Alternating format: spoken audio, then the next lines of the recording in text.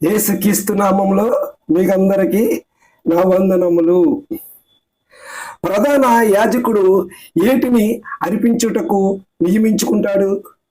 బంగారము కాదు కానీ, ఎండి కాదు కానీ, ధనము కాదు కానీ, ధాన్యము కాదు కానీ, వస్తువులు కాదు కానీ, వస్త్రములు కాదు కానీ, అర్పణలు బలులు అర్పించుకోవటం ఏంటంటే మన చేసిన పాపాలు అర్పించుకోవాలి.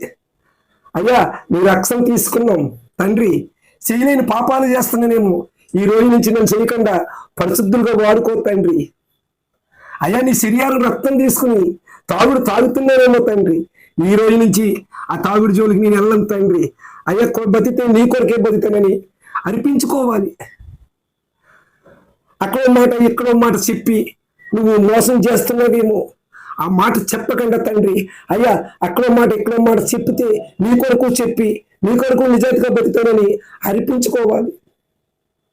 లంచం తీసుకుంటున్నామేమో, దొంగతనం చేస్తున్నామేమో, చూడలేని చూస్తున్నామేమో, అయ్యా ఈ రోజు అన్ని చేయని కానీ తండ్రి, అయ్యా నీ సన్నిధిలో నమ్మకమనే నేను జీవింతాను తండ్రి అని అర్పణ చేసుకోవాలి. ఓ తల్లి తండ్రిని నేను బాగా చూసుకుంటాను తండ్రి అని అర్పణ చేసుకోవాలి.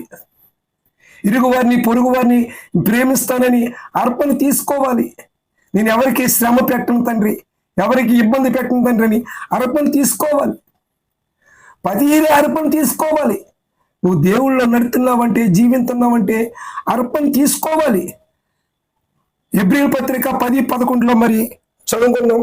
మరియు ప్రతి యాజకుడు దినదినము సేవ చేయుట పాపములను ఎన్నడికి తీసివేయలేని ఆ బలులన్నీ మాటికి మాటికి అర్పించుచున్నాడు.